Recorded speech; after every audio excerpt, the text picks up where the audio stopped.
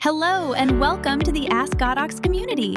If you have any questions about your Godox gear, be sure to join our Facebook group. The link is down below.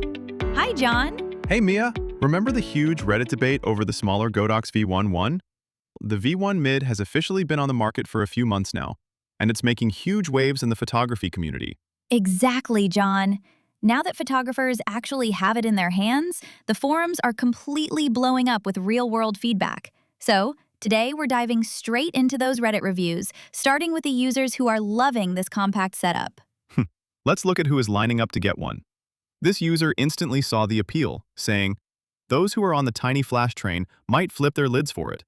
I could see Fuji shooters lining up for it." He is absolutely spot on. If you shoot with a Fuji X series or a Nikon ZF, putting a massive standard flash on top completely ruins the balance and that retro aesthetic. The V1 Mid is exactly the missing puzzle piece for that lightweight, street photography vibe. It finally fixes the top-heavy problem. I couldn't agree more. And that lightweight appeal goes beyond just Fuji and Nikon. This user, a Sony A7V shooter, was totally sold, saying, "A quick on and off camera setup with decent power. Sign me up." And veteran photographer Guy Chapeau said that having this sweet spot size with magnetic accessories would have him banging down doors to empty my wallet. That lightweight appeal is certainly driving a lot of early interest. In recent years, many brands have released mini flashes, which has finally given travel and street photographers an easy way to incorporate flash into their work. Even before this, ultra-compact models like the Godox IT30 Pro and IM30 have been incredibly popular among our users. Exactly, Mia. But while those ultra mini flashes are fun, users like veteran Sony shooter pointed out that there's a gaping hole for a sweet spot option right in the middle. That is so true.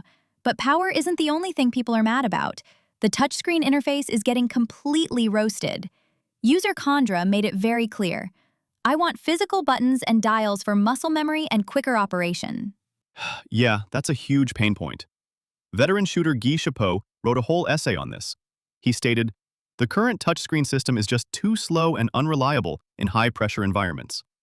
He even went as far as saying that the lack of a good modern tactile trigger is literally holding the entire Godox Flash ecosystem back. That's a fair point, but I think it really comes down to different strokes for different folks.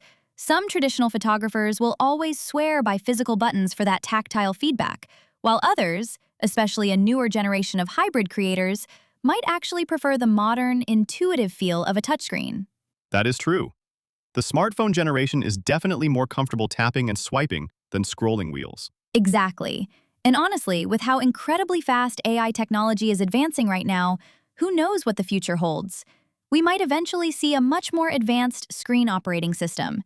Imagine an AI-driven interface that learns your shooting habits, predicts your settings, or adapts to your workflow in real time, making touch controls just as lightning-fast and reliable as physical dials. Now that would be an absolute game changer for the photography industry.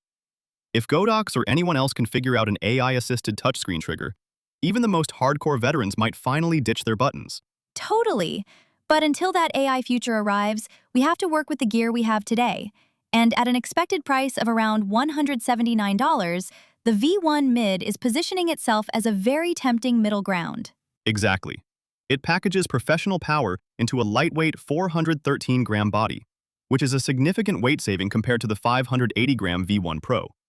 Yes, it sacrifices some versatility like not supporting the SU1 subflash, but for street and travel shooters, it might just be the perfect tool. So, we want to hear from you. Is the Godox V1 Mid your next ultimate travel flash? Or are you sticking to your trusty physical dials and full-size strobes? Let us know in the comments below. And if you want to chat more about Godox setups, don't forget to join our AskGodox Facebook group. Also, if you are ready to grab the Godox V1 Mid for yourself, please click the purchase link right below the video.